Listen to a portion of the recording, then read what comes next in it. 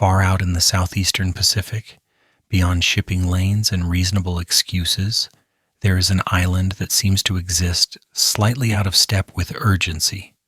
Maps place it neatly, coordinates do their job, satellites confirm its presence, and yet Rapa Nui still feels like a place that does not entirely belong to the modern schedule. Time behaves differently here. Not dramatically, just slowly enough to make impatience feel inappropriate.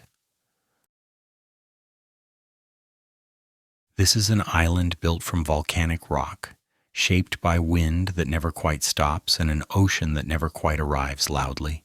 And across this land, scattered with a calm that borders on indifference, stand the Moai, or lie, or lean at angles that suggest they were never particularly concerned with posture in the first place. These stone figures do not greet visitors. They do not explain themselves. They do not react to being photographed thousands of times a day.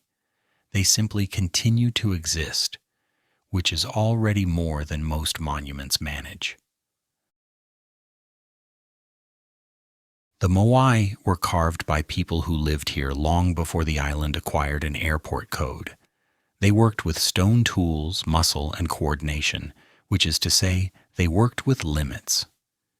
Each statue was shaped slowly from volcanic tuff, emerging from the rock not as an artistic impulse, but as a sustained commitment.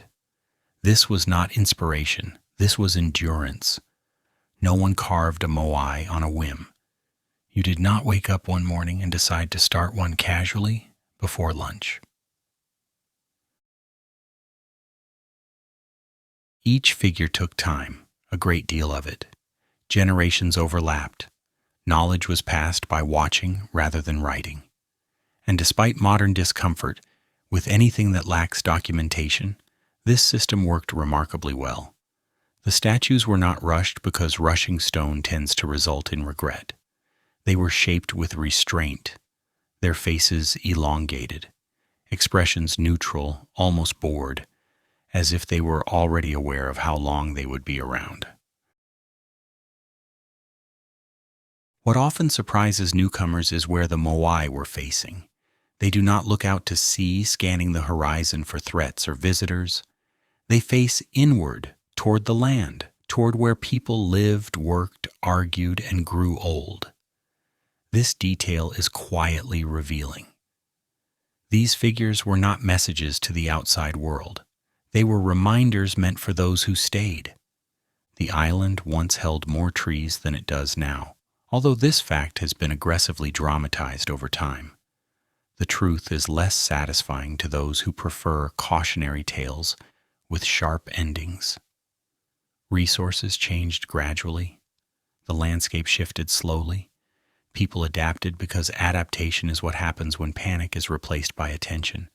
Trees were used, land was reshaped. The island did not fall apart overnight. It simply adjusted. One small decision after another, which is far less exciting and far more realistic. Not every Moai was finished. Some remain half-carved, still attached to the quarry walls, faces emerging from stone as if paused mid-thought. Others lie along old transport routes, resting where they stopped. These statues are often described as abandoned, which says more about modern discomfort with unfinished things than about the past itself. Work stops for many reasons. Sometimes a generation ends. Sometimes priorities shift. Sometimes continuing no longer makes sense. None of these require disaster. When outsiders arrived centuries later, they found statues standing and statues lying down, and they assumed something terrible must have happened. This assumption has been repeated often enough to feel official, yet the island offers no evidence of panic, no mass destruction, no single moment of collapse.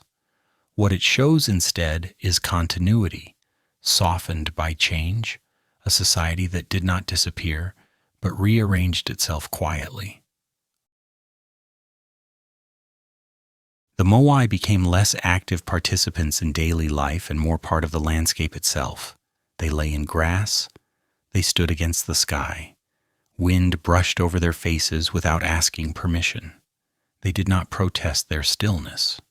They accepted it, which is perhaps why they unsettled later observers so deeply. We are uncomfortable with things that do not react. Centuries passed. The island continued. Life went on at a scale that did not attract attention. And then, much later, researchers arrived, carrying measuring devices and theories, convinced that understanding something required standing very close to it and naming everything. To their credit, some learned to slow down. They followed roads that curved naturally with the land. They studied platforms that revealed careful engineering without instructions. They began to notice that what looked like mystery from a distance was often simply patience up close. Restoration would come much later, but not yet. For now, the Moai remained where they were, neither ruined nor complete, neither alive nor dead, existing in that uncomfortable middle space that history prefers to edit out. They did not ask to be raised again. They did not ask to be left alone. They waited. Stone, after all, is very good at waiting. The island that refused to collapse. If stone is good at waiting, land is even better at adjusting. This becomes clear once the conversation shifts away from statues and toward the island itself, because Rapa Nui never behaved like a stage waiting for a dramatic ending. It behaved like land usually does. It responded to pressure slowly. It changed shape without announcing it. And it continued to support life long after outsiders decided it should not have.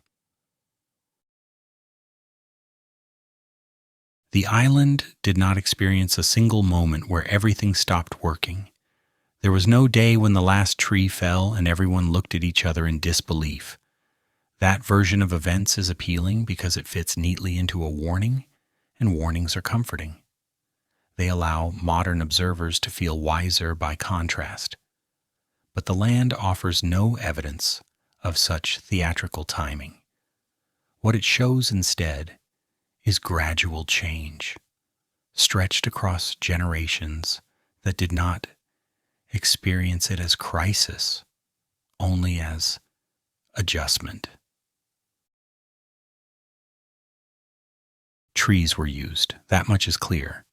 They were needed for tools, transport, shelter, and daily life. Over time, fewer remained, but fewer does not mean none, and loss does not automatically mean panic. People shifted practices. Stone replaced wood where possible. Gardens were protected with low walls. Rocks were arranged to trap moisture and shield crops from wind. These were not desperate measures. They were practical ones, the kind that appear when people pay attention rather than cling to habit.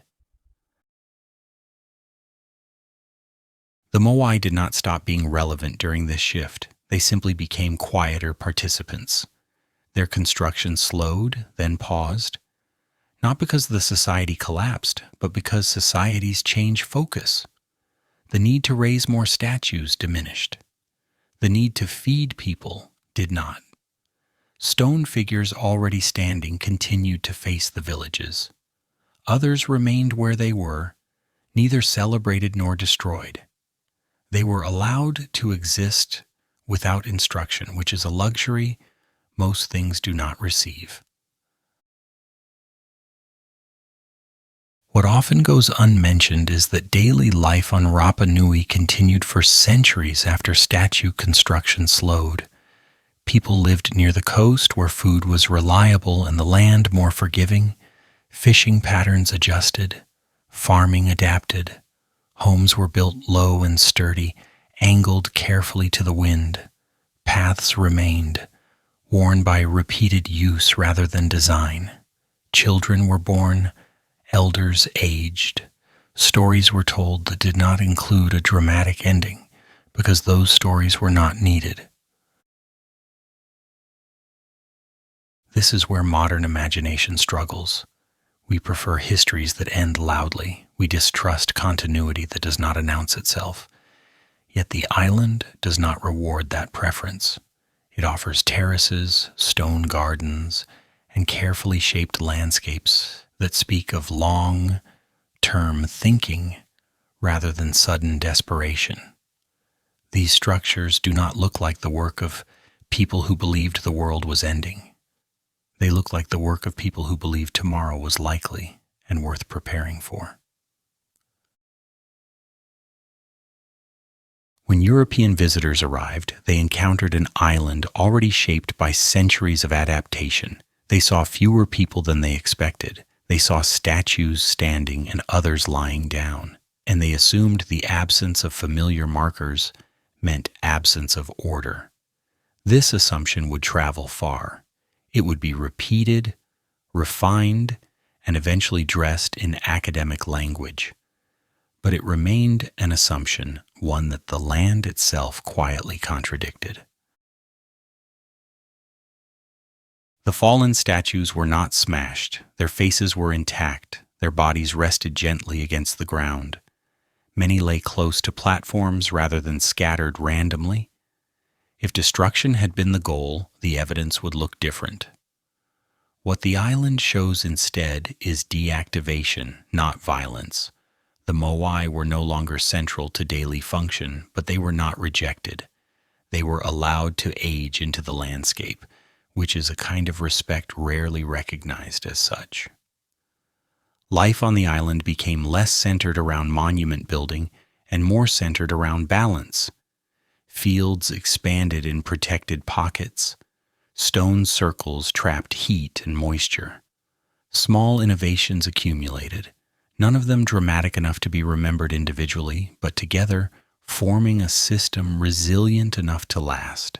This is not the kind of story that headlines survive on. It is too quiet, too practical, too ordinary. And yet this ordinariness is precisely what unsettles the modern observer. We are trained to look for failure where change occurs. We assume that stopping means losing. But stopping can also mean enough statues, enough stone raised, enough memory already anchored in place. The island did not forget the Moai. It simply stopped needing to build more of them. Centuries passed in this state. The Moai stood or rested. The land continued to produce food. The sea remained generous. And the people lived within the limits they understood, adjusting slowly as conditions shifted. No single generation experienced the full arc of change. Each one inherited a world that mostly worked and passed on a world that mostly worked. That is not collapse. That is continuity with variation. Later observers would struggle with this idea. It left little room for moral instruction. It did not confirm fears or flatter intelligence. So the story was reshaped. Collapse was inserted. Drama was added. The island became a lesson rather than a place. And like most lessons built on simplification, it said more about the teacher than the subject. Archaeology, over time, began to complicate this picture. Soil studies revealed sustained cultivation. Coastal remains showed continued fishing activity. Stone structures indicated ongoing maintenance rather than abandonment. Roads were reused. Platforms were repaired selectively. Nothing suggested a sudden stop. Instead, everything pointed to gradual recalibration. The Moai themselves reflect this process. Their presence did not vanish, it softened. They became part of the terrain rather than the center of attention. Grass grew around them, wind polished their surfaces. Moss settled into cracks. They did not demand restoration. They did not protest neglect. They waited. which stone does very well. This waiting confused outsiders who expected meaning to announce itself. The statues did not collapse into ruin. They did not disappear. They occupied a middle state, neither sacred object nor debris. They were simply there. This made them difficult to categorize, which is often mistaken for mystery. By the time serious research resumed centuries later, the island had already demonstrated its resilience quietly. The narrative of collapse began to erode under evidence that refused to cooperate. What remained was a far less dramatic but far more human story, a place where people made choices within constraints, where monuments were built, then set aside without resentment, where land was worked patiently and memory was allowed to rest without constant reinforcement. The unsettling part of this story is not that the island failed, it is that it did not. It adapted without spectacle, it survived without instruction manuals, and it left behind evidence of a society comfortable with slowing down when continuation mattered more than display. The Moai remained standing or lying, not as warnings, but as witnesses. They watched a world change around them without commentary, and the island continued to hold them, steady and unbothered, long after others decided a tragedy would have been more educational. When silence becomes the evidence. Once the idea of collapse is removed, something uncomfortable takes its place. Silence. Not the dramatic silence that follows catastrophe, but the quieter kind that appears when nothing especially terrible happens, and therefore nothing feels obligated to explain itself. Rapa Nui settles into this silence naturally, and the more one looks for noise, the more obvious its absence becomes. After monument building slowed, the island did not enter a dark age. It entered a phase of ordinary living, which history has never been particularly good at recording. Fields were tended, fishing routines continued, tools were repaired rather than replaced, knowledge moved from hand to hand, eye to eye, without ever becoming text. This was not an age of forgetting. It was an age of not writing things down because they did not feel at risk. The Moai remained present during this period, but their role changed. They no longer demanded labor. They no longer organized large gatherings. They did not disappear either. They simply existed, which is an awkward state for objects that scholars prefer to classify. A monument that is neither destroyed nor actively used resists interpretation. It creates a gap where narrative usually goes, and gaps tend to make people uneasy. This unease has produced many theories over time, most of them louder than necessary. The island, however, continues to refuse their urgency. What it offers instead are small, persistent details. Stone gardens carefully shaped to protect crops from wind, low walls arranged to manage moisture, reused paths that curve gently rather than cut sharply. These are not emergency solutions. They are long-term adjustments, the kind that do not feel heroic enough to remember, but reliable enough to last. The absence of written records has often been treated as a failure, but on Rapa Nui, it appears to have been a choice shaped by context. Writing is useful when systems are unstable or authority needs reinforcement. Here, continuity came from repetition and presence. People learned by watching those older than them. Mistakes were corrected quietly. Success was measured by whether tomorrow looked much like today, which it often did. The Moai, in this environment, became something like landmarks for memory, rather than tools for power. They marked places rather than moments. Their faces remained turned toward land. that continued to be lived on, walked across, and worked. Even those lying down were not removed or hidden. They were left visible, resting in the open, as if their stillness itself had value. This period of quiet continuity lasted longer than most visitors expect. It does not align well with timelines that demand rapid rise and fall. Generations passed without feeling that they were living after something had ended. Life did not feel like aftermath. It felt like life, which is perhaps the most unsettling conclusion history can offer. When European contact intensified, silence began to acquire new meanings, imposed from outside. Observers noted fewer people than anticipated. They saw monuments without ceremonies and assumed loss.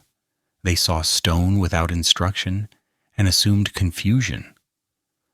What they did not see were the patterns that only become visible when one stops looking for drama. Accounts from early visitors often reflect more about the observers than the island. Expectations of hierarchy, written law, and visible authority shaped interpretation. Where these markers were absent, deficiency was assumed. Yet the island continued to function without them, quietly and effectively, which raised questions few were prepared to answer. Over time, the Moai became symbols in other people's stories. They were used to illustrate cautionary tales about environmental mismanagement or social failure. These stories traveled widely because they offered clarity. They had villains. They had endings. They also had very little patience for nuance. The land itself resisted these simplifications. Excavations revealed sustained use of agricultural systems. Coastal evidence showed ongoing fishing activity. Wear patterns on tools indicated maintenance rather than abandonment. Even the Moai platforms themselves showed signs of selective care rather than neglect. Some were stabilized, others were left alone. Decisions were made, not abandoned. What emerges is a picture of a society comfortable with letting things rest. This is not the same as giving up. It is the recognition that not everything needs to continue at the same intensity forever. Monument building had served its purpose. Memory had been anchored, identity had been established. The need to repeat the gesture diminished, and so it was allowed to stop. This kind of restraint is difficult to recognize because it does not announce itself. It leaves behind silence rather than ruins. And silence invites interpretation, often of the wrong kind. We tend to fill quiet spaces with our own fears, projecting collapse where there was only transition. The Moai, in their stillness, complicate this impulse. They do not look like debris. They look deliberate even when resting. Their forms remain intact. Their expressions remain unreadable. They do not invite pity. They do not appear defeated. They simply occupy space without explanation. This quality unsettles modern observers who are accustomed to objects that demand engagement. We expect things to either function or fail visibly. The Moai do neither. They persist. They wait. They do not signal urgency, which makes them difficult to place within narratives that rely on escalation. Silence also characterized the way knowledge was preserved during this period. Oral tradition continued without spectacle. Songs were passed on. Stories shifted gently with each telling, adjusting to context rather than freezing in time. This fluidity has often been mistaken for loss, but it functioned as resilience. Knowledge that adapts survives longer than knowledge that insists on precision. As the outside world continued to interpret Rapa Nui from a distance, the island itself remained largely unconcerned. Life adjusted to new pressures gradually. Population numbers shifted. External influences arrived unevenly. Yet the underlying rhythm of land, sea, and routine held steady. The Moai watched these changes without comment, which is consistent with their earlier role. What becomes clear in this phase is that absence of evidence is not evidence of absence. Silence does not indicate failure, it indicates a lack of need to announce survival. The island did not collapse loudly enough for history to notice, and so history assumed it must have collapsed quietly, which is a very different claim. The unsettling realization is that much of human continuity likely looks like this. Quiet, unremarkable, resistant to summary. Entire lifetimes pass without contributing to grand narratives, yet the world continues to function because of them. Rapa Nui is not exceptional in this regard. It is simply visible. The Moai remain the most visible markers of this quiet endurance. They stand or lie across a landscape that does not ask them to justify their presence. They are not ruins awaiting explanation. They are reminders that meaning does not always increase with activity. By the time modern research began to approach the island with patience rather than urgency, the silence had already done its work. It had preserved patterns. It had softened edges. It had allowed continuity to outlast interpretation. And it had left behind a question that remains difficult to answer comfortably. What if nothing went wrong? What if the island did exactly what it needed to do? What if the Moai stopped, not because something failed, but because something was finished? Stone does not answer these questions. It never has. It continues to wait, allowing time to pass without commentary, trusting that those who arrive too loudly will eventually learn to lower their voices. The long work of being misunderstood. Silence rarely remains silent for long. Eventually someone decides it must mean something, and once that decision is made, the silence is no longer allowed to exist on its own terms.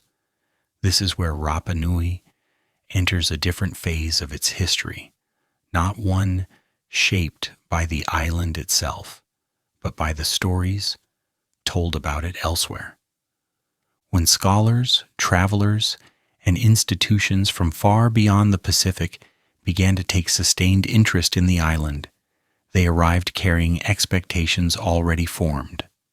They expected timelines with clear beginnings and endings. They expected progress followed by failure. They expected monuments to either dominate or disappear. What they found instead was a landscape that refused to cooperate with those expectations. And this refusal was interpreted not as a clue, but as a problem to be solved. The Moai were central to this confusion.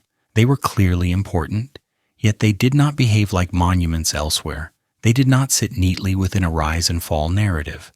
Some stood upright, others rested on the ground, and many did both over long periods of time. They were not consistently maintained, yet they were not vandalized. They were not hidden, yet they were not constantly reactivated. To observers accustomed to sharper categories, this ambiguity felt unsettling.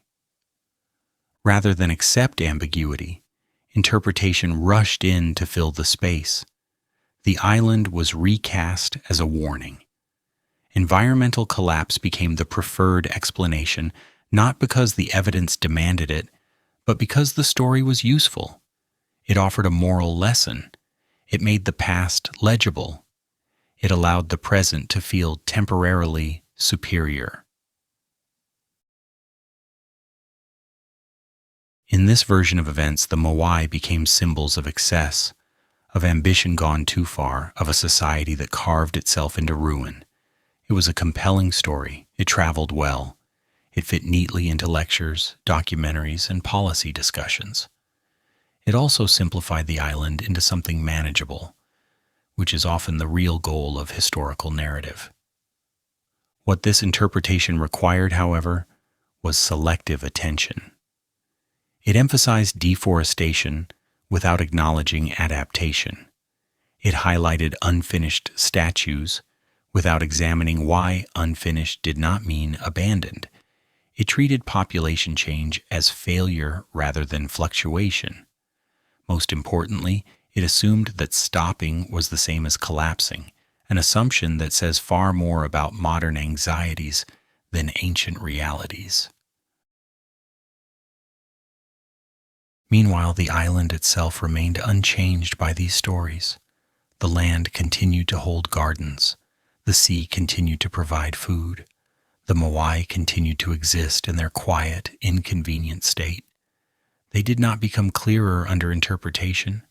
If anything, they became heavier, burdened by meanings they had never asked to carry.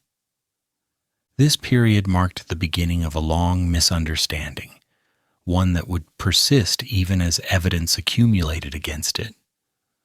Archaeological findings complicated the collapse narrative repeatedly. Soil studies showed sustained cultivation. Stone structures revealed careful planning rather than desperation. Wear patterns suggested maintenance, not neglect. Yet the story endured, largely because it had already found its audience. Misunderstanding has momentum. Once an idea is established, it becomes easier to repeat than to revise. Rapa Nui was no longer just an island. It was a case study, a metaphor, a lesson waiting to be applied elsewhere. And like many metaphors, it became less accurate the more confidently it was used. The Moai suffered a similar fate. They were photographed, catalogued, and explained endlessly. Their stillness was interpreted as evidence of failure. Their silence was mistaken for emptiness. Their presence was reduced to a single question. What went wrong? This question, repeated often enough, began to feel inevitable. Yet the island never answered it, not because the answer was hidden, but because the question itself was misplaced. The land offered no signs of sudden catastrophe. The statues offered no evidence of violent rejection. What they offered instead was continuity that did not conform to expectation, and therefore went largely unnoticed. This gap between evidence and interpretation widened over time. Early restoration efforts, when they began, were shaped by the assumption that something needed to be fixed. Fallen statues were treated as problems rather than states. Upright positions were considered preferable, despite limited evidence that standing was always the intended final condition. The desire to restore order often outpaced the desire to understand variation. Some statues were raised carefully with respect and patience. Others were left untouched. Decisions were made unevenly, reflecting the evolving understanding of what restoration should mean. These efforts were not malicious. They were well-intentioned. But they carried with them an unspoken belief that stillness required correction. As research deepened, this belief began to weaken. Scholars started to notice patterns that contradicted earlier assumptions. They observed that fallen statues often lay near platforms, not scattered randomly. They noted that damage was limited and inconsistent with large-scale violence. They recognized that deactivation could occur without destruction, and that this process might be deliberate. Slowly, the narrative began to shift, not dramatically but perceptibly. Collapse became transition. Failure became adaptation. Silence became evidence rather than absence. This shift did not erase earlier interpretations, but it complicated them, which is often the most history can manage. For the people of Rapa Nui, this period of misunderstanding was not theoretical. External narratives influenced policy, tourism, and preservation strategies. The island was managed according to stories told about it rather than stories emerging from it. Decisions were sometimes made to satisfy global expectations rather than local understanding. Yet even within this framework, the community adapted. Local voices persisted. Knowledge continued to be passed quietly. The island maintained its rhythm beneath layers of explanation imposed from elsewhere. The Moai remained present, uncooperative with the urgency projected onto them. They did not perform their assigned role as warnings. They did not dramatize their past. They simply stayed. This persistence became increasingly difficult to ignore. As decades passed, the collapse narrative lost some of its certainty. New studies emphasized resilience. Scholars began to speak more carefully. Language softened. Certainty gave way to probability. The island, having waited patiently, began to be heard on its own terms. What emerged was not a new definitive story, but a recognition that the old one had been too narrow. Rapa Nui was not a failure frozen in stone. It was a place that had changed slowly, thoughtfully, and without spectacle. The Moai were not monuments to excess. They were artifacts of commitment, built with intention and set aside with restraint. The unsettling lesson here is not about environmental limits or social collapse. It is about interpretation, about how easily silence is overwritten by noise, about how quickly patience is mistaken for weakness, about how often history is asked to perform rather than exist. Rapa Nui continues to exist beneath these layers of meaning. The land remains, the sea remains, the statues remain. They have endured on centuries of weather, change, and misunderstanding without losing their composure. They have been interpreted endlessly without ever responding.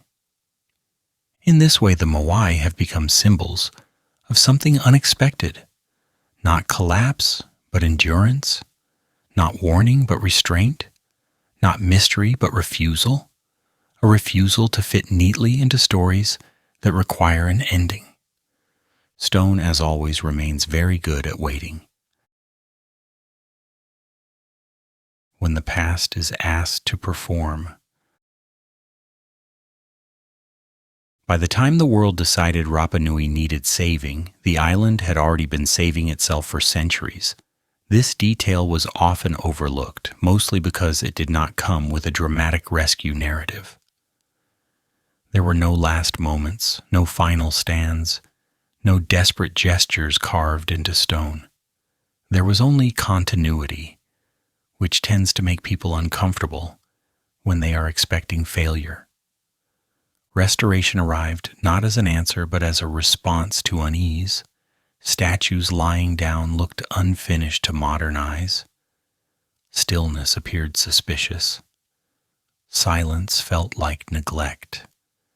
And so the decision was made, sometimes quietly, sometimes confidently, that certain Moai should stand again, not because they asked to, but because observers needed them to look complete. The work itself was careful, slow, measured. Stone was lifted with respect. Platforms were stabilized one rock at a time. Nothing was rushed because rushing would have broken what time had merely softened.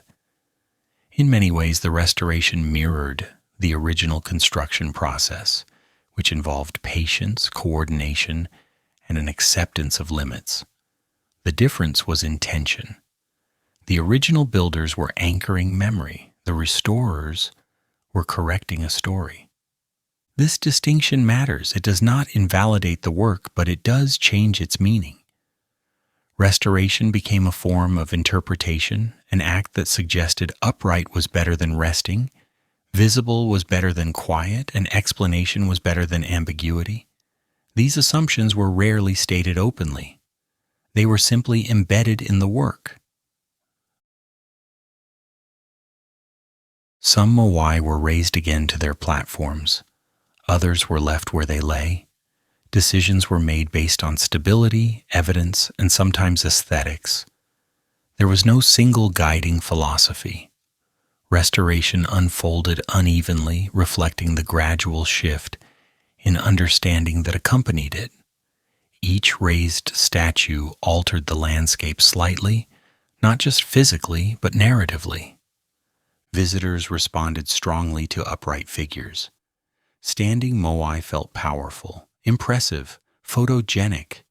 They confirmed expectations. They reassured people that the island had been restored to something like its proper state. Fewer people lingered near statues that remained lying down. Those figures felt unresolved, and unresolved things tend to make us restless. What often went unnoticed was that the island never demanded uniformity. It did not insist that all statues stand. It did not present a preferred version of itself. It allowed difference.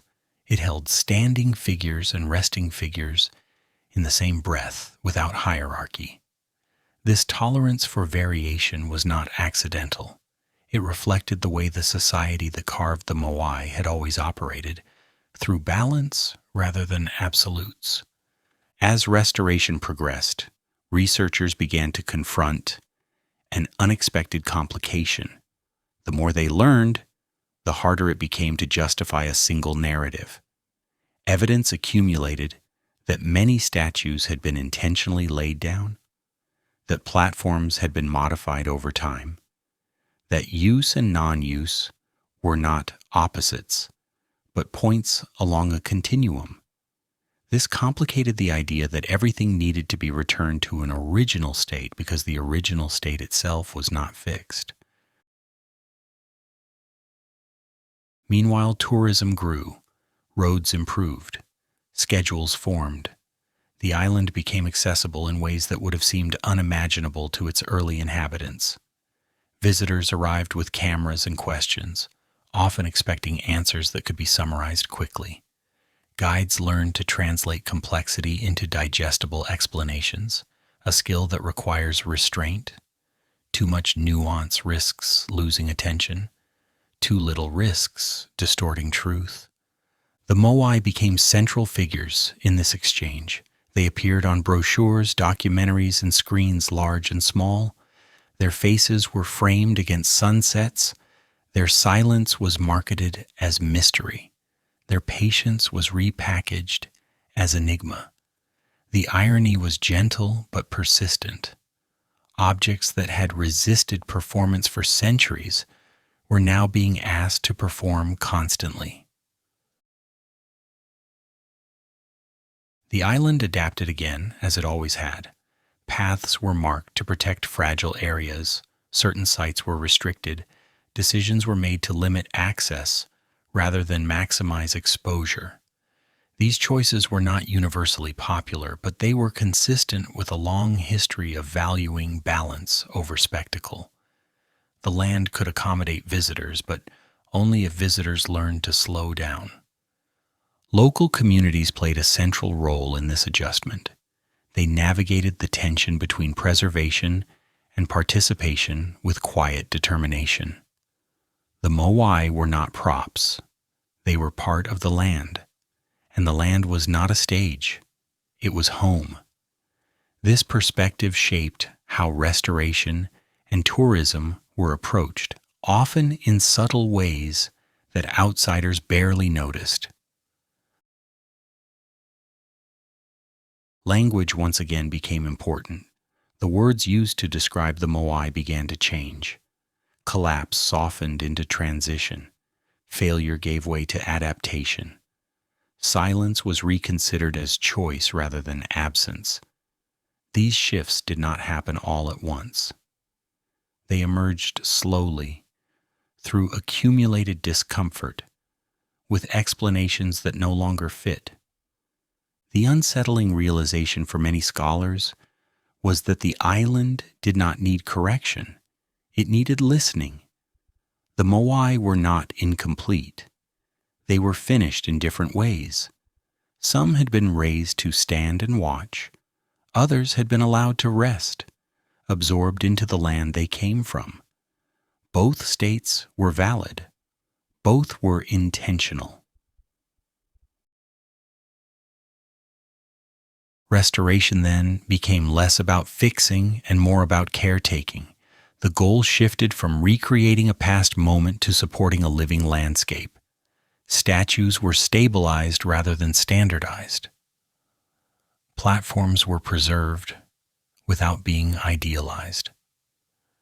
The island was allowed to remain uneven, which is perhaps the most respectful approach history can offer.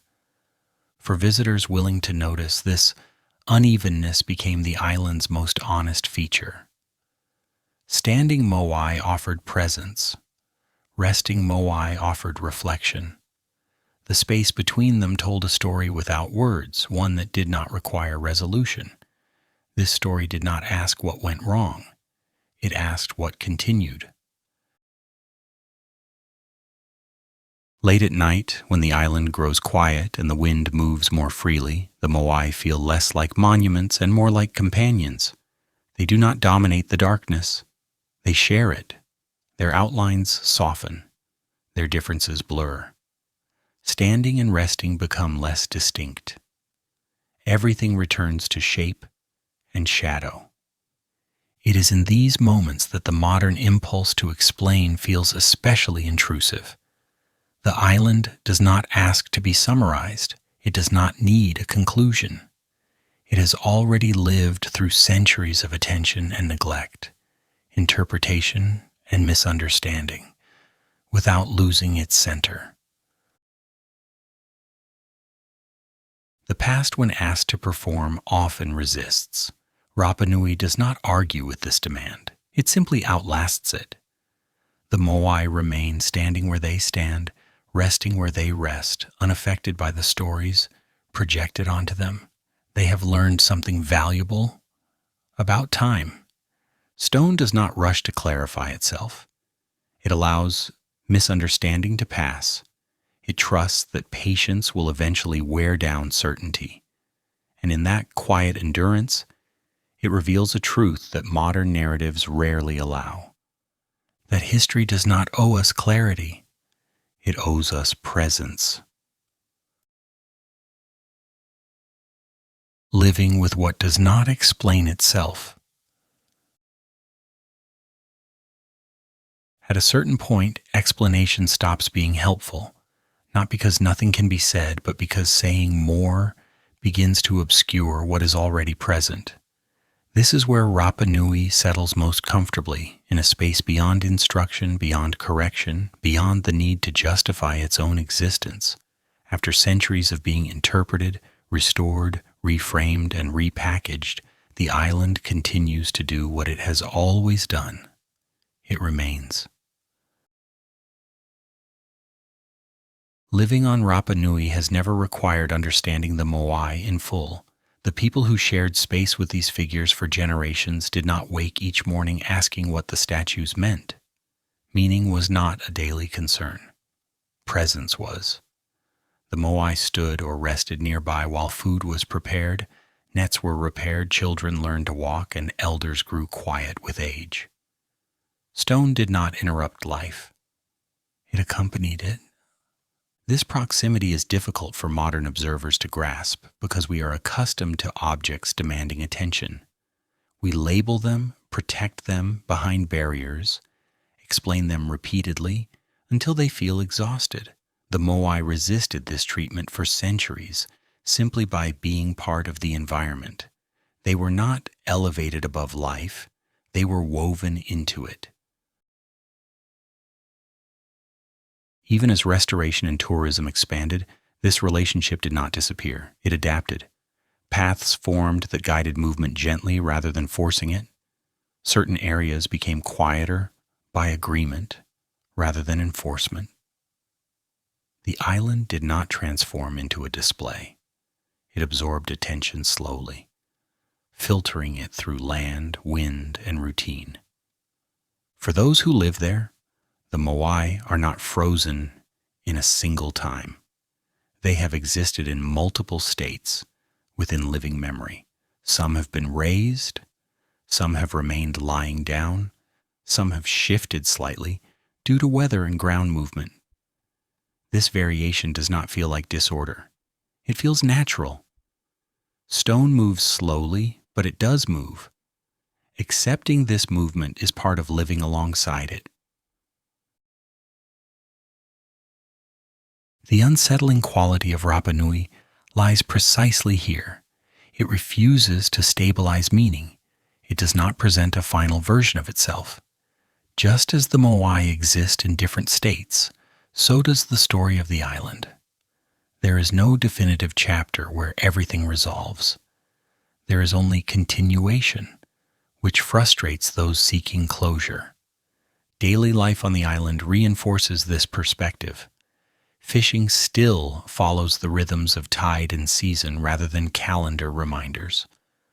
Gardening responds to soil and wind more than market demand. Homes are built low, practical, shaped by weather rather than aesthetics. These choices reflect a long tradition of working with conditions rather than against them. The Moai stand nearby, not as reminders of past greatness, but as witnesses to this ongoing negotiation with reality. Visitors sometimes sense this difference without being able to articulate it. They describe feeling calm or unsettled or strangely quiet when standing near the statues. They often search for an explanation, assuming the sensation must point to hidden knowledge or ancient secrets. In truth, the feeling comes from encountering something that does not respond to expectation. The Moai do not perform meaning. They withhold it. This withholding is not defensive. It is neutral. Stone does not hide answers. It simply does not prioritize them. The island offers no central narrative voice, no authoritative inscription, no concluding statement. Instead, it presents layers of presence and allows interpretation to exhaust itself against them. Over time, researchers working closely with local communities began to notice this pattern. The most productive work did not come from imposing frameworks, but from observing relationships. How land and stone interacted, how people navigated space, how decisions were made incrementally rather than dramatically. Understanding emerged slowly and only when urgency was set aside. One of the more difficult adjustments for scholars was accepting that some questions had no useful answers. Why were certain statues left unfinished? Why were some laid down while others remained standing? Why did monument construction slow when it did? Each question invited speculation, but the island provided no confirmation. Evidence suggested multiple causes rather than a single explanation. This multiplicity resisted summary. In many cases, the most honest response became silence, not ignorance but restraint, a recognition that interpretation has limits and that exceeding those limits often produces distortion rather than clarity. This restraint marked a significant shift in approach. The island was no longer treated as a puzzle to be solved, but as a place to be understood gradually. Living with this uncertainty requires patience. It also requires humility. Rapa Nui has become a quiet lesson in both. It demonstrates that history does not always resolve into meaning, and that endurance does not require explanation. The Moai do not clarify themselves over time. they remain ambiguous, and in doing so, they remain intact. This ambiguity has practical consequences. Preservation strategies now emphasize stability over restoration. Intervention is minimal and deliberate. The goal is not to return the island to an imagined past, but to support its continued existence. Stone is allowed to age. Moss is not always removed. Surfaces are monitored rather than polished. These choices reflect an understanding that preservation is not correction. The local community continues to play a central role in these decisions. Their relationship with the land is not mediated primarily through scholarship, but through experience. They know which areas require attention and which should be left alone. This knowledge is rarely dramatic. It is accumulated quietly through observation rather than instruction. The Moai remain central to this lived understanding, not because they demand focus, but because they set a tone. Their stillness encourages a slower pace. Their endurance discourages urgency. Their silence reduces the pressure to conclude. They remind those around them that time does not always move forward by producing results.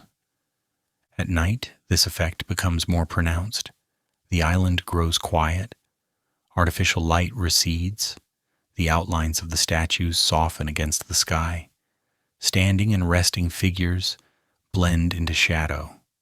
Differences become less distinct. Everything returns to form rather than function. In these moments, the impulse to explain feels particularly unnecessary. The island does not ask for attention. It does not reward analysis. It simply exists, holding stone, soil, and sea in balance. This balance has endured longer than most interpretations. What unsettles modern observers is not mystery but restraint, the refusal to clarify, the absence of instruction. We are trained to believe that understanding is the highest form of respect. Rapa Nui suggests otherwise. It suggests that coexistence may matter more. The Moai do not react to this shift in perspective. They remain as they always have, facing land, facing people, facing continuity. They do not change posture when understood differently. They do not become more meaningful when explained. They do not lose value when left alone. Stone does not need agreement. It does not need resolution. It does not need to be right. It waits. And in waiting, it allows everything else to move around it, adapt to it, argue about it, and eventually quiet down. This may be the most unsettling lesson the island offers. Not that history collapses, not that societies fail, but that some things continue without explanation, and that learning to live with that fact may be harder than any narrative we could invent. The slow return of attention. After long periods of being misunderstood, ignored, explained too loudly, and then left alone again, attention eventually returns in a different form. It arrives without urgency, without the need to fix or summarize. On Rapa Nui, this return of attention did not feel like discovery. It felt more like remembering something that had never fully left. By the late 20th century, the island had already lived through several cycles of external interest. Each one had brought its own vocabulary, its own expectations, its own conclusions. What changed this time was not the presence of attention, but its pace. It slowed. It hesitated. It began to ask fewer questions and spend more time observing. This shift was subtle. It did not announce itself in conferences or manifestos. It appeared in how people moved across the land. in how long they stood near the statues without speaking, in how often they chose not to intervene. The island had not changed its posture. The observers had.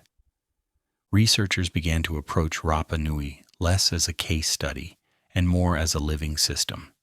They followed the contours of the land instead of imposing grids. They listened to local knowledge not as supplementary detail but as primary context.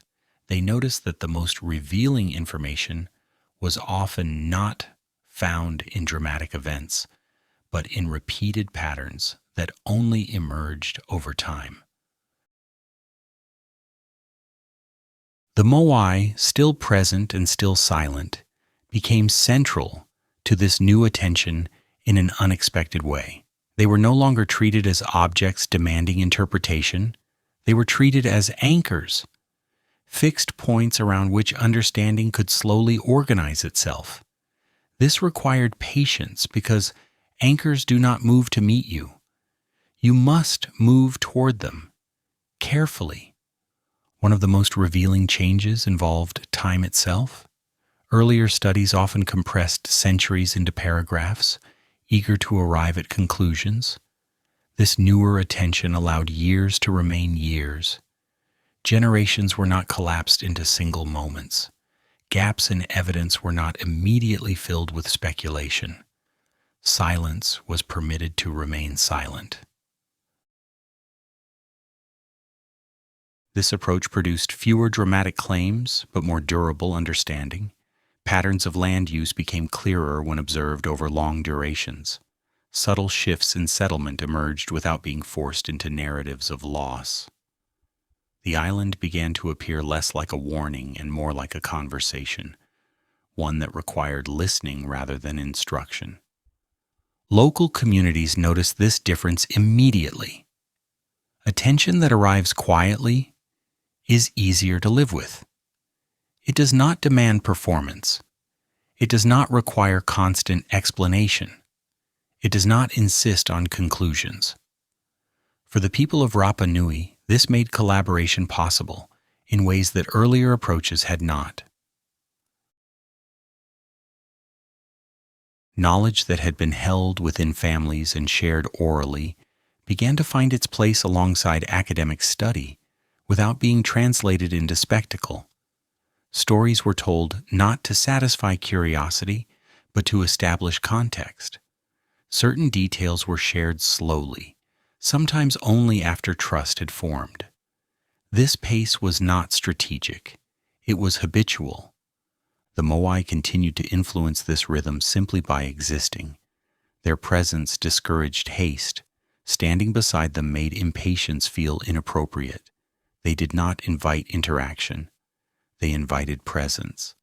This distinction mattered more than any explanation. Visitors who arrived during this period often described a different experience than those before them. Instead of excitement or awe, they spoke of calm, of time stretching, of feeling strangely grounded. Many found this unsettling, not because it was frightening, but because it removed familiar markers of progress and achievement. There was nothing to conquer here, nothing to solve. The island responded to this attention by maintaining its boundaries. Not all sites were opened, not all questions were answered. Certain paths remained unmarked. This restraint was not defensive. It was protective. It acknowledged that some forms of attention erode what they seek to preserve. Preservation strategies evolved accordingly. Emphasis shifted from restoration to care, from visibility to stability, from making the island legible to allowing it to remain itself. This meant accepting unevenness. Some statues stood upright. Others remained resting. Some areas were carefully maintained. Others were left to weather naturally. This unevenness confused those still seeking coherence. But coherence had never been the island's priority. Balance had. Balance does not require symmetry. It requires adjustment. The island had practiced this for centuries, long before the language to describe it arrived. As attention slowed, another change became apparent. The island's history began to feel less distant, not because it was explained more thoroughly, but because it was experienced more directly.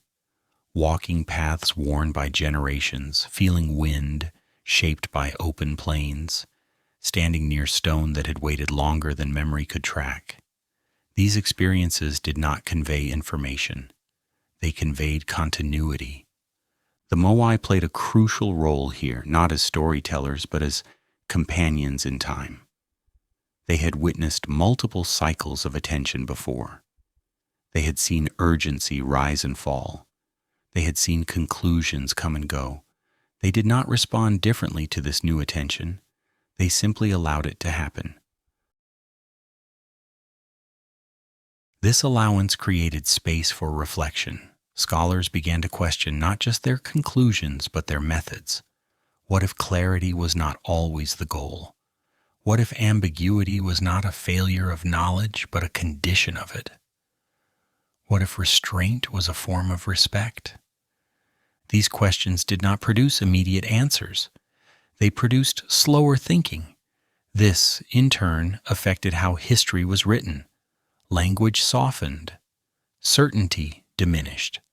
Conditional statements replaced definitive ones. The island was no longer presented as a solved problem. It was presented as an ongoing presence. For those accustomed to decisive narratives, this was frustrating. For those willing to stay longer, it was clarifying. The absence of final answers allowed patterns to emerge organically. The story of Rapa Nui became less about what happened and more about how things continued. This shift also affected how the Moai were perceived. They were no longer reduced to symbols of excess or failure. They were understood as outcomes of specific choices made within particular constraints. They were recognized as products of patience, coordination, and restraint, qualities that rarely survive dramatic retelling. Living alongside this understanding required adjustment. It meant resisting the urge to extract lessons too quickly. It meant allowing the island to remain partially unreadable. This unreadability was not a barrier, it was a feature. The island continued to teach without speaking, through its land management, through its seasonal rhythms, through the way stone and soil interacted over time. These lessons were not portable. They could not be summarized easily. They required presence. At night, when attention naturally quieted, this became especially clear. Without the pressure of observation, the island returned to itself. Wind moved across the land. The sea maintained its rhythm. The Moai receded into shadow, indistinguishable from one another. Standing and resting, figures became silhouettes rather than statements.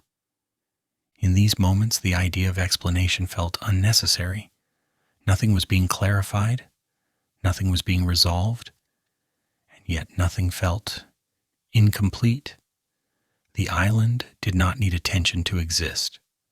Attention needed the island to slow down.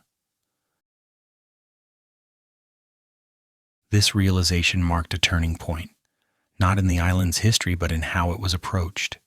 Attention that slows becomes care. Care that resists conclusion becomes stewardship. Stewardship that respects uncertainty allows continuity. The Moai had waited for this shift without expectation. They had endured centuries of noise and silence alike. They did not change when attention softened. They simply remained. And in remaining, they allowed something rare to happen. They allowed attention to mature, to lose its urgency, to become something closer to listening. Stone does not reward impatience. It does not confirm assumptions. It does not adjust to interpretation.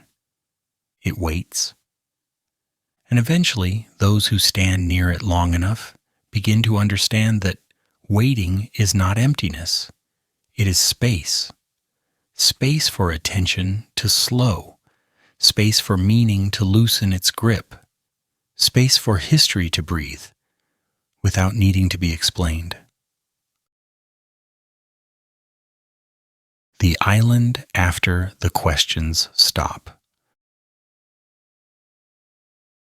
There comes a moment, usually late at night or early in the morning, when questions lose their urgency. They do not disappear, but they loosen their grip. On Rapa Nui, this moment seems to arrive naturally, carried in by wind, softened by distance, and reinforced by the quiet endurance of stone. After centuries of being asked to explain itself, the island begins to reveal what it looks like when explanation is no longer the priority. This does not mean understanding vanishes. It means understanding changes shape. It becomes less verbal, less linear, less interested in conclusions. The island does not become clearer in the way a solved problem does. It becomes familiar, which is a very different experience, and one that modern thinking often undervalues. By the time attention slowed and interpretation softened, Rapa Nui had already absorbed generations of external narratives. Collapse, warning, mystery, redemption. Each had passed over the island like weather, leaving traces but not altering its structure. What remained underneath was the same rhythm that had always governed life there. Land responded to seasons. The sea followed its tides. Stone aged without commentary. The Moai continued to occupy their places in this rhythm.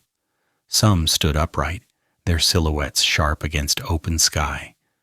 Others rested quietly on the ground, partially absorbed by grass and time. This difference no longer demanded explanation. It was simply part of the landscape, like cliffs and coves that did not require symmetry to be understood. For those who lived on the island, this acceptance had never been theoretical. The Moai were not historical questions. They were neighbors. They were passed on daily walks. They were seen in changing light. They were ignored when attention was needed elsewhere. This familiarity stripped the statues of drama and replaced it with something far more durable: presence. As visitors arrived under this new atmosphere of slower attention, many found themselves unsure how to behave. There was less instruction, fewer signs, more space. Some mistook this for lack of information.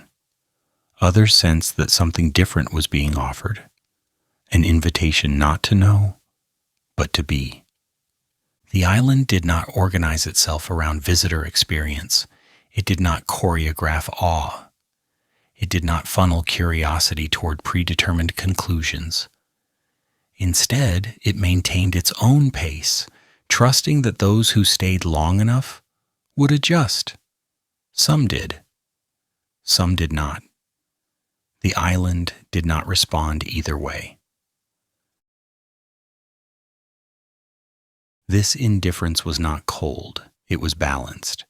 Rapa Nui had learned long ago that not all attention is beneficial. It had learned that curiosity can be extractive when it insists on answers. It had learned that silence protects what explanation sometimes erodes. The Moai embodied this lesson effortlessly. Their expressions did not change based on interpretation. They did not appear more meaningful when photographed, nor less meaningful when ignored. They remained consistent, which quietly challenged the assumption that meaning must be activated to exist. This challenge extended into preservation practices as well. Conservation increasingly focused on minimizing interference. Monitoring replaced manipulation. Stability was favored over visibility. In some cases, statues were left to weather naturally, their erosion understood as part of their continued life rather than a failure of care. These decisions unsettled those who equated preservation with control. Allowing stone to age felt irresponsible to some, yet the island had been aging stone responsibly for centuries. The Moai were not fragile objects awaiting rescue. They were durable participants in an ongoing environment. As academic language evolved to reflect this understanding, it grew less confident. Words like definitive and conclusive appeared less often. Probability replaced certainty. Context replaced verdict. This shift did not weaken knowledge. It made it more honest.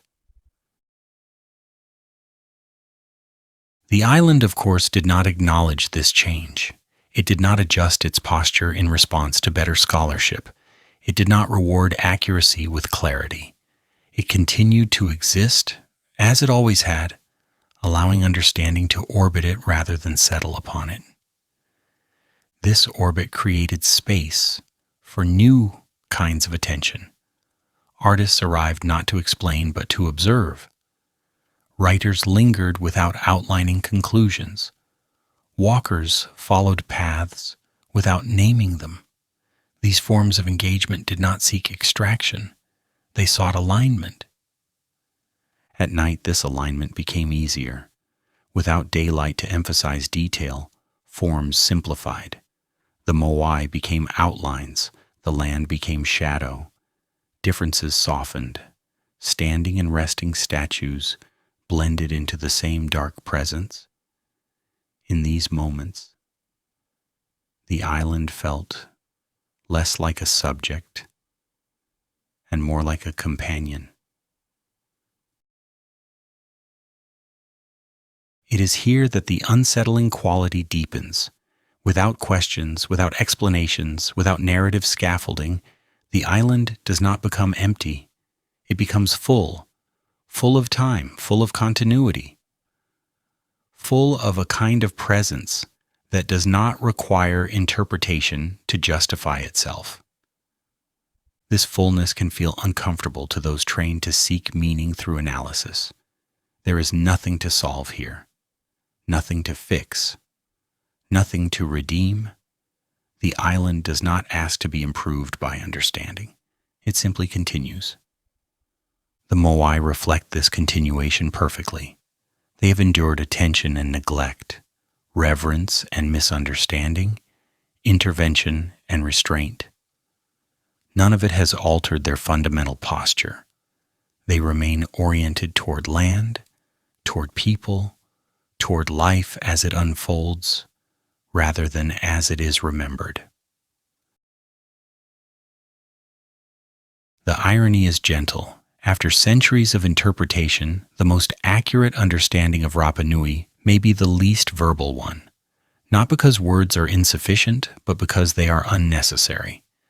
The island communicates through persistence rather than explanation. This does not mean history is irrelevant. It means history does not need to dominate presence. The past is not performed here. It is carried quietly, integrated into daily life, rather than displayed for inspection. As questions stop pressing for answers, attention changes quality. It becomes slower, more spacious, less demanding. In this space, the island reveals what it has always been. Not a lesson, not a warning, not a mystery to be solved. It is a place where stone waits without expectation, where land adapts without announcing change, where people live alongside what does not explain itself. This coexistence does not produce clarity, it produces stability. It allows time to pass without insisting that time prove its worth. It allows history to exist without turning into story. The Moai remain the quiet center of this arrangement. They do not offer guidance. They do not resist interpretation. They simply do not participate in it. Their silence is not absence, it is completion. Stone does not ask why it stands or rests. It does not require acknowledgement. It does not need to be understood. It waits, and in that waiting, it offers something increasingly rare, a space where attention can slow down enough to stop demanding answers and start noticing what has been present all along. The weight of what continues.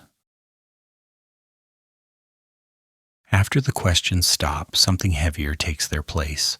Not certainty and not meaning in the way it is usually packaged, but weight.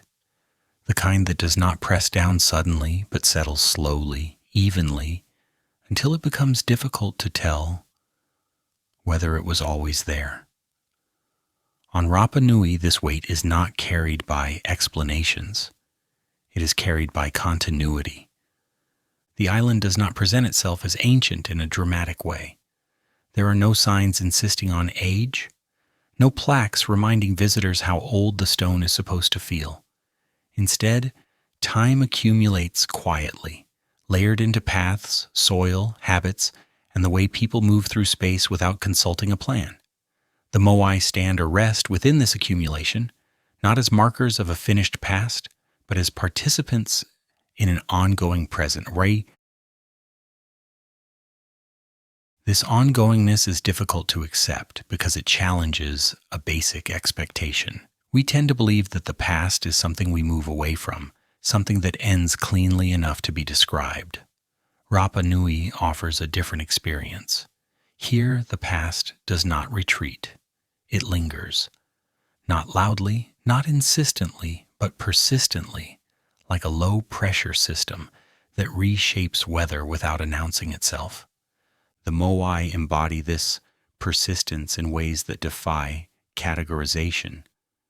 They are not relics in the museum sense, removed from use and sealed in interpretation. They are not functional objects either. They occupy a third position that modern frameworks struggle to name. They remain present without performing relevance. For generations, people lived alongside this presence without attempting to resolve it. The Moai were part of the land in the same way cliffs and coves were part of the land. They did not interrupt daily routines. They did not demand explanation. They were seen, passed, ignored, acknowledged, all without ceremony. This familiarity softened their impact, but it did not diminish it. It integrated it. Integration is the key difference here. The Moai were not preserved by being isolated. They were preserved by being lived with. This allowed them to age naturally, to change subtly, to absorb weather and time without becoming fragile. Stone that is constantly handled with reverence often breaks under the weight of attention. Stone that is allowed to exist tends to endure. As attention from the wider world became steadier and less urgent, this integration became more visible. Visitors who stayed longer began to notice that the statues did not dominate the island. They shared it. They were one element among many. Land, sea, sky, and stone balanced each other without hierarchy. This balance was not accidental. It reflected a way of living that prioritized continuity over display. When monument building slowed, centuries earlier, it did not signal loss of purpose. It signaled a shift in focus. Memory had been anchored. Identity had been shaped. The work did not need repetition to remain valid. The island carried this understanding forward without announcing it.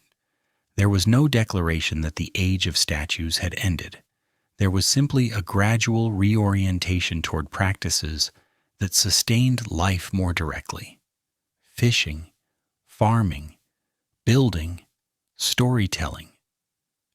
These activities continued to shape the land in quieter ways.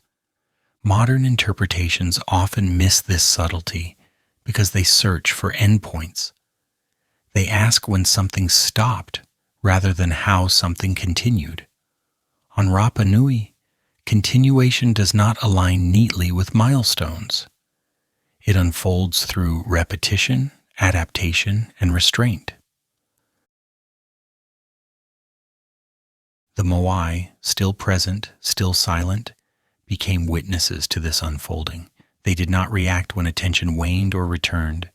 They did not shift meaning when stories changed. They simply accumulated time. This accumulation gives them weight, not in mass, but in presence. Standing near a moai for an extended period often produces a subtle discomfort. Not fear, not awe, but a quiet awareness of duration. The statue has been there longer than any personal narrative can accommodate. It will likely remain longer than current explanations. This realization does not inspire urgency. It dissolves it. The island reinforces this effect. Paths do not hurry the walker. Distances feel longer than they are. Wind slows movement. The sea repeats itself without variation. Everything conspires to stretch perception of time just enough to make efficiency feel misplaced. This stretching reveals something important. When urgency recedes, value changes. Productivity becomes irrelevant. Achievement loses clarity. What remains is maintenance, care, attention that does not seek reward. For the people who live on Rapa Nui, this orientation is practical rather than philosophical. Life on a small island requires awareness of limits. It rewards patience. It punishes haste gently but consistently. The Moai, immobile and indifferent, serve as constant reminders of this reality without needing to be instructive. Children grow up seeing the statues daily. They do not associate them with collapse or mystery. They associate them with landscape, with direction, with home. This relationship strips the Moai of symbolic excess and returns them to something simpler and more durable: familiarity. Familiarity does not erase significance. It stabilizes it. When something is familiar, it does not need to justify itself. It does not need explanation to remain meaningful. It simply continues to be part of life. This continuity unsettles outside narratives that depend on transformation. Stories of rise and fall require visible change. Rapa Nui offers gradual adjustment instead. It offers persistence without climax. This makes it difficult to use as a lesson, which may be its most honest contribution. The weight of what continues is not dramatic. It does not press suddenly. It settles. It asks nothing. It does not argue. It simply occupies space and time long enough to make other concerns feel temporary. As preservation efforts matured, this understanding became more explicit. Conservation shifted towards supporting processes rather than restoring appearances. Erosion was monitored rather than reversed. Vegetation was managed rather than eliminated. Stone was stabilized rather than polished. These choices acknowledged that aging was not failure. It was evidence of ongoing relationship between material and environment. The Moai, aging visibly, reinforced this approach. Their surfaces changed, edges softened, textures shifted. None of this diminished their presence. If anything, it deepened it. They became records of weather, time, and restraint. This restraint extends to interpretation as well. Scholars now speak more cautiously. Certainty is replaced by range. Conclusions are framed as provisional. Silence is allowed to remain. This does not weaken understanding. It aligns it more closely with reality. The island has always resisted finality. It does not conclude. It continues. This continuation is not passive. It involves constant adjustment, constant care, constant negotiation with environment and history. The Moai stand or rest within this process, neither directing nor resisting it. Late at night, when the island grows quiet and attention naturally slows, this process becomes perceptible. Without daylight, details fade. Without explanation, forms simplify. The Moai become shapes rather than objects. The land becomes presence rather than landscape. Everything aligns around endurance rather than meaning. In these moments, the island feels heavy, not in burden, but in depth. The weight is not oppressive, it is grounding. It reminds those present that not everything needs resolution, that some things persist precisely because they are not forced into conclusions. This persistence does not belong to the Moai alone. It belongs to the land that holds them, to the sea that surrounds them, to the people who live alongside them, to the routines that repeat without comment. The island does not celebrate its survival. It does not frame itself as resilient. These are labels applied from outside. From within, life simply continues. The Moai remain where they are. The land responds to seasons. The sea moves in and out. The sky changes light. This ordinariness is the final resistance. It denies drama. It denies lesson. It denies the need for interpretation to justify existence. The island does not collapse into meaning. It expands into time. Stone remains very good at waiting. But the island teaches something slightly different. It teaches that waiting is not empty. It is full of continuity, full of care, full of what remains when stories quiet down and attention learns to rest. When time stops, asking for proof. At a certain depth of continuity, time stops asking to be proven. It no longer needs dates, diagrams, or confidence to justify its passage. It simply moves quietly with the assurance of something that has learned it does not require permission. On Rapa Nui, this moment is not dramatic. It does not arrive with revelation or insight. It arrives when the need to explain fades, and the island is allowed to exist without defense. By this stage, the Moai are no longer encountered as historical objects. They are encountered as presences, not symbols, not warnings, not mysteries waiting for resolution, but steady shapes that share space with people, weather, and routine. Their endurance is not a spectacle. It is a condition. This condition reshapes perception slowly. Visitors who remain long enough begin to notice that time behaves differently here. Hours stretch. Distances feel elastic. Days pass without demanding narrative. The island does not organize itself around milestones. It organizes itself around cycles. Tides repeat. Winds return. Light moves across stone in predictable, unhurried patterns.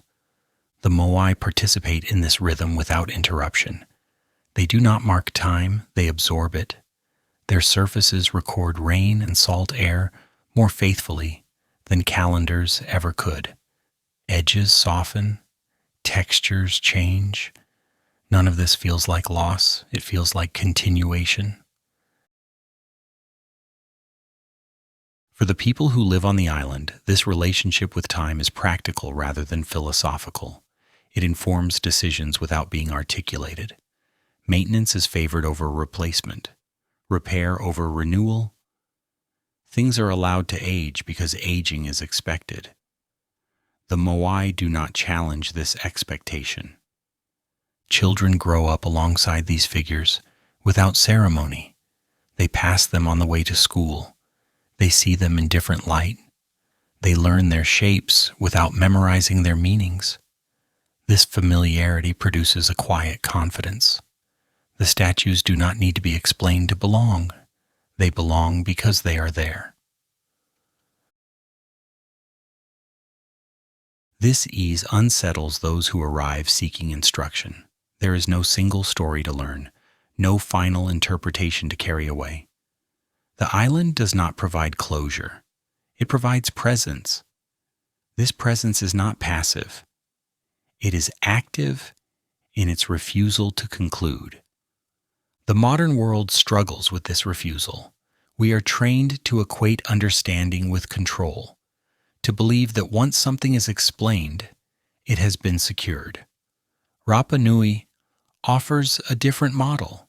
It suggests that explanation can be intrusive and that endurance often depends on restraint. Over time, this restraint has influenced how the island is treated. Preservation strategies increasingly emphasize minimal intervention, not because the Moai are fragile, but because they are resilient. They do not require constant correction. They require stability. This shift marks a deeper understanding. That care is not the same as improvement. Improvement implies a direction. Rapa Nui resists direction. It does not move toward an ideal state. It moves within conditions. The Moai reflect this perfectly. Some stand, some rest, some lean slightly with the land. None of these states are considered failures. They are accepted as outcomes of time and environment. This acceptance does not mean neglect. It means attention without urgency, monitoring without manipulation, intervention only when necessary. These practices mirror the way the island has always been managed, through adjustment rather than enforcement. The unsettling part is how effective this approach has been. The Moai remain. The land remains productive. The community remains. The island has absorbed centuries of external pressure without collapsing into either ruin or spectacle. It has done so by refusing to hurry. Time here does not need to prove itself. It does not need dramatic markers to confirm its passage. It accumulates in the ordinary, in worn paths, in repeated gestures, in stone that waits without expectation. This accumulation changes how history is felt. Instead of moving away from the past, one feels surrounded by it.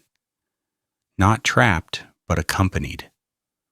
The Moai are not reminders of what was lost. They are reminders of what continues. This continuation challenges the assumption that history must end to be meaningful. On Rapa Nui, meaning is distributed across duration rather than concentrated in moments. There is no single event that defines the island. There is only sustained presence. The sea reinforces this lesson daily. Waves arrive and depart without emphasis. They do not build toward conclusion. They repeat. This repetition is not stagnation. It is stability. The Moai face inward toward land, but the sound of the sea is never far.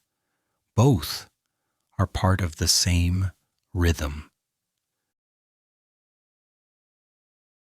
At night, when activity slows and artificial light recedes, the island reveals its preferred scale. Human concerns shrink. The Moai grow larger, not physically, but contextually. Their silhouettes anchor the darkness. They do not dominate it. They share it. In these hours, time feels less linear. It does not advance toward anything. It settles. The distinction between past and present softens. The island does not appear ancient. It appears continuous. This continuity is not nostalgic. It does not idealize what came before. It accepts change as part of persistence. The Moai themselves have changed. Their surfaces are not what they once were. Their context is not the same. Yet their presence remains intact. The weight of this presence is not heavy. It is steady. It does not demand recognition. It does not impose lesson. It simply exists long enough to make urgency feel unnecessary. Those who encounter this weight often describe it indirectly. They speak of calm, of quiet, of something difficult to name. What they are responding to is time without proof. Time that does not justify itself through progress or decline. Time that continues because it always has. This experience can be unsettling. Without milestones, there is no clear orientation. Without narrative, there is no resolution. The island offers neither. It offers presence instead.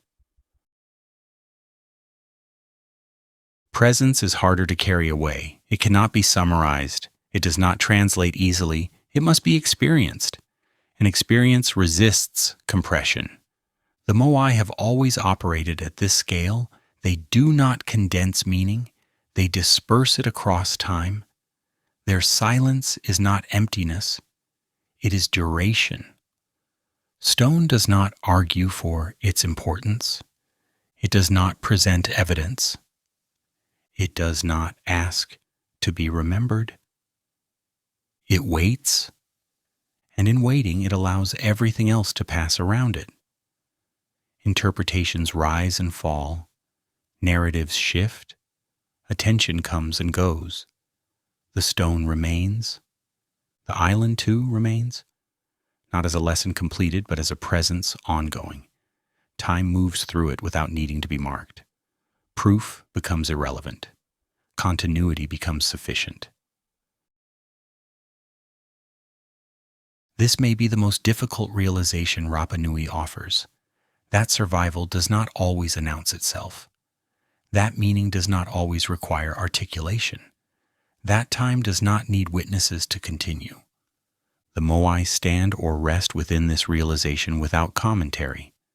They do not respond differently when understood differently. They do not change posture when interpretations change. They simply continue to occupy space honestly. Time here does not ask for proof. It does not demand explanation. It continues. The ending that refuses to arrive. At some point, long after the questions have quieted and the need for proof has faded, a strange realization settles in. There is no final chapter waiting here, no closing gesture, no moment when the island decides to become understandable. Rapa Nui does not conclude. It simply continues, calmly and without apology, as it always has. The Moai remain, standing or resting, unchanged by the number of interpretations placed upon them. They have been called monuments, warnings, ancestors, failures, triumphs, mysteries, metaphors, and lessons. None of these labels have altered their posture. None have encouraged them to speak. They endure every explanation with the same unresponsive patience. This is where the modern listener often becomes uneasy. We expect stories to end. We expect insight to arrive and tie everything together. We expect the past to explain itself once we've paid enough attention. The island offers no such reward. Instead, it offers something more difficult to accept. Continuity without justification. The Moai were never designed to deliver a conclusion. They were not meant to summarize a civilization or announce its decline. They were built to exist within a living world, not to stand apart from it.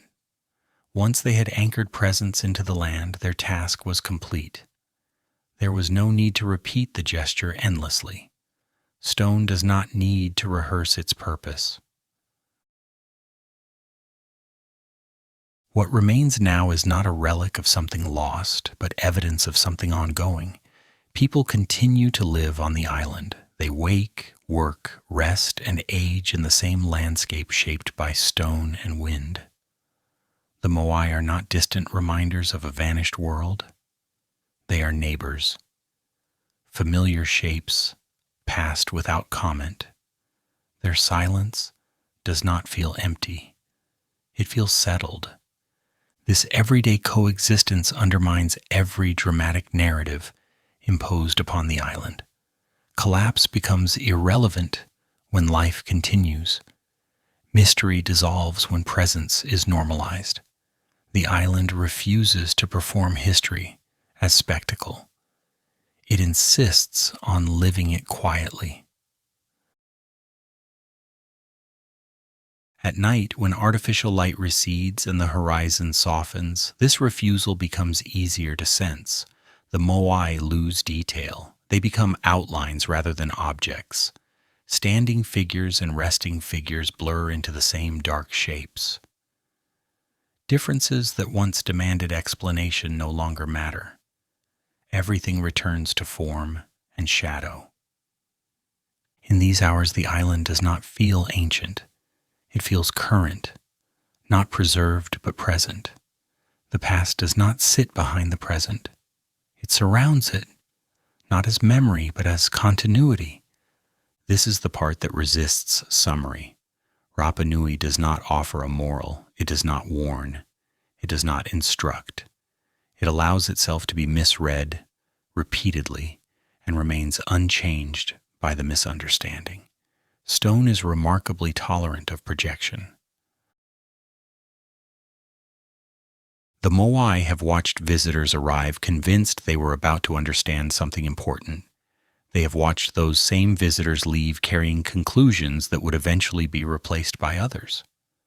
They have endured centuries of certainty without confirming any of it. Their silence has outlasted confidence every time.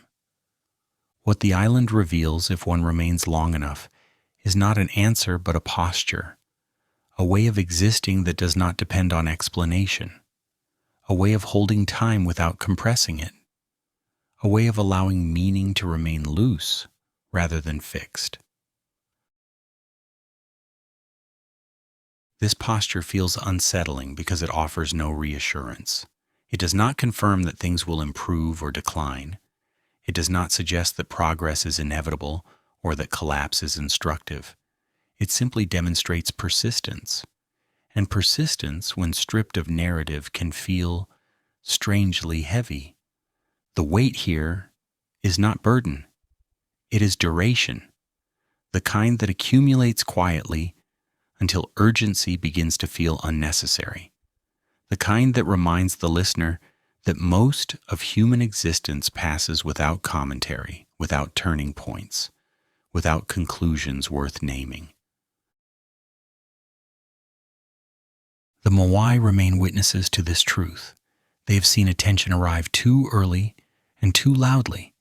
They have seen it fade. They have seen it return, slower and more careful.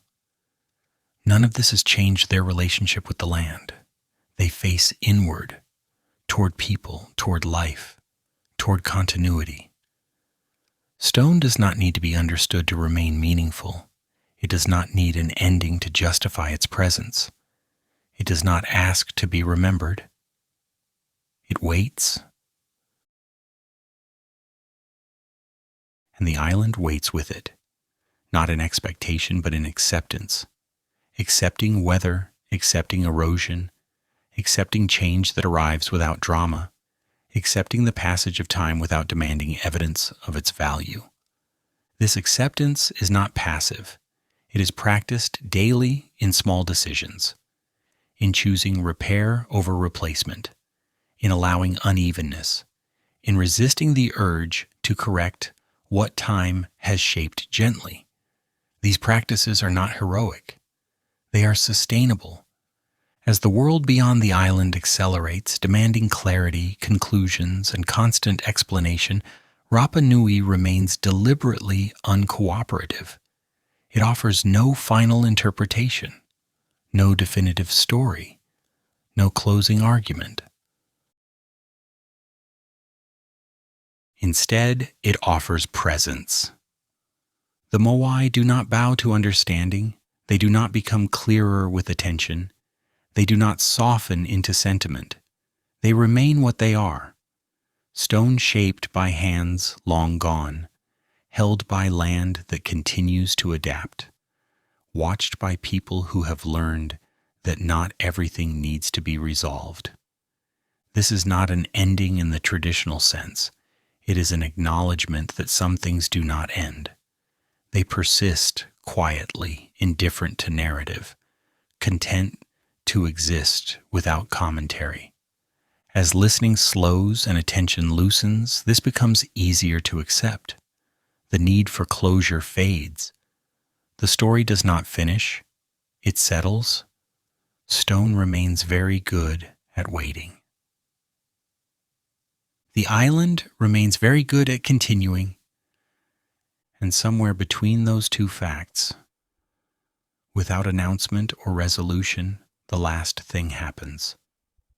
Nothing ends. And nothing needs to.